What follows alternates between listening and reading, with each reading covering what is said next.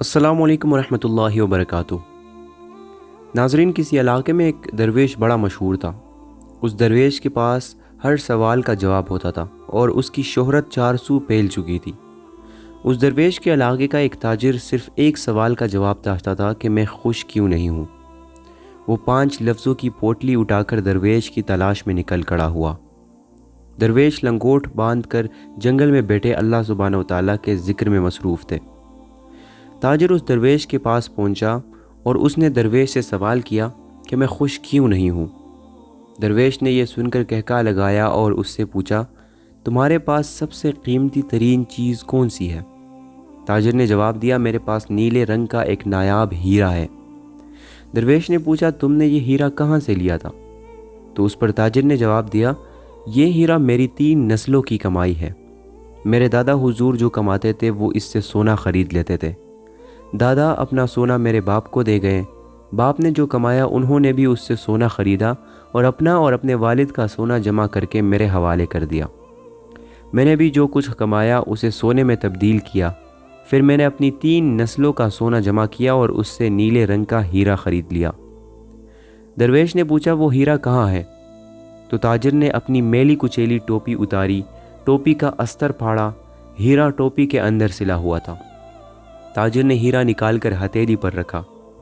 ہیرا واقعی بہت خوبصورت اور قیمتی دکھ رہا تھا۔ ہیرا دیکھ کر درویش کی آنکھوں میں چمک آ گئی۔ انہوں نے تاجر کی ہتھیلی سے ہیرا اٹھایا، اپنی مٹھی میں بند کیا اور ہیرا لے کر دوڑ لگا دی۔ تاجر کا دل ڈوب گیا۔ اس نے جوتے ہاتھ میں اٹھائے اور درویش کو گالیاں دیتے ہوئے ان کے پیچھے دوڑ پڑا۔ درویش آگے آگے، تاجر اور اس کی گالیاں اور اس کی بددعائیں درویش کے پیچھے پیچھے تھی، اور ان دونوں کے دائیں اور بائیں گھنا جنگل تھا۔ درویش بھاگتا چلا گیا اور تاجر ان کے پیچھے دیوانہ وار بھاگتا رہا۔ یہ لوگ صبح سے شام تک بھاگتے رہے، یہاں تک کہ جنگل کے ایک حصے میں پہنچ کر درویش رکے اور ایک برقد کے درخت پر چڑھ گئے۔ اب صورتحال یہ تھی کہ درویش درخت کے اوپر بیٹھے تھے، ہیرا ان کی مٹھی میں تھا۔ تاجر الجھے ہوئے بالوں اور پٹی ہوئی ایڑیوں اور پسینے میں شرابور جسم کے ساتھ درخت کے نیچے کھڑا تھا۔ وہ درویش کو کبھی دھمکی دیتا اور کبھی ان کے منتیں کرتا۔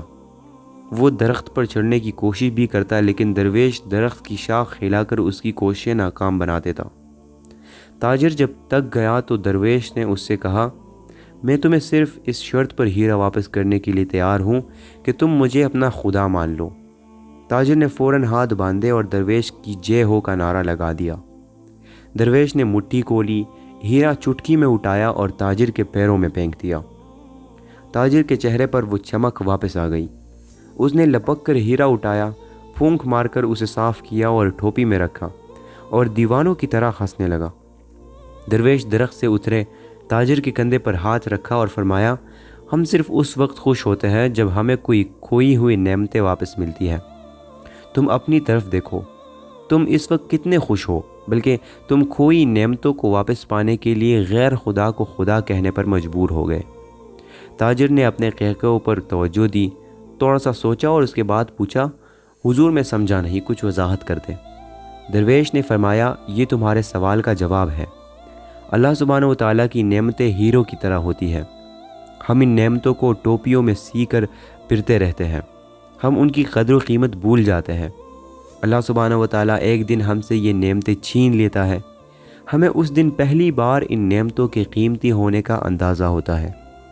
ہم اس کے بعد چھینی ہوئی نعمتوں کے پیچھے اس طرح دیوانہ وار دوڑتے ہیں جس طرح تم ہیرے کے لیے میرے پیچھے بھاگتے تھے۔ ہم نعمتوں کے دوبارہ حصول کے لیے اس قدر دیوانے ہو جاتے ہیں کہ ہم اپنے جیسے انسانوں کو خدا تک مان لیتے ہیں۔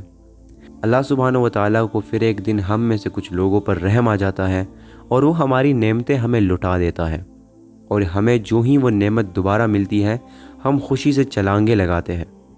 درویش نے اس کے بعد مسکرا کر کہنے لگا، تم صرف اس لیے اداس تھے کہ تم نے نعمتوں کے دوبارہ حصول کا تجربہ نہیں کیا تھا، تمہیں نعمتوں کی قدر و قیمت کا اندازہ ہی نہیں تھا۔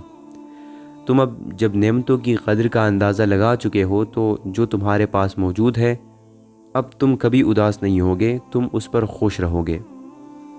ناظرین، ہمارے پاس اللہ سبحانہ و تعالیٰ کی بے شمار نعمتیں ہیں، جن میں صحت اللہ سبحانہ و تعالیٰ کی سب سے بڑی نعمت ہے۔ جب ہم بیمار ہوتے ہیں تب ہمیں اندازہ ہوتا ہے کہ صحت کتنی بڑی نعمت ہے۔ اس کے علاوہ ہمارے پاس درجنوں اللہ سبحانہ و تعالیٰ کی ایسی نعمتیں موجود ہیں کہ جب وہ ہم سے چھین لی جاتی ہے تب ہمیں ان کا اندازہ ہوتا ہے۔ موجودہ حالات میں لوگ خوش کیوں نہیں ہیں؟ اس لیے کہ لوگوں میں شکر نہیں ہے۔ جو شخص حالت شکر میں نہیں وہ خوش بھی نہیں ہے۔ اللہ سبحانہ و تعالیٰ ہمیں سمجھنے کی اور نیک عمل کرنے کی توفیق عطا فرمائے اور ہمارے گناہوں کو معاف فرمائے۔ آمین۔ والسلام علیکم ورحمۃ اللہ وبرکاتہ۔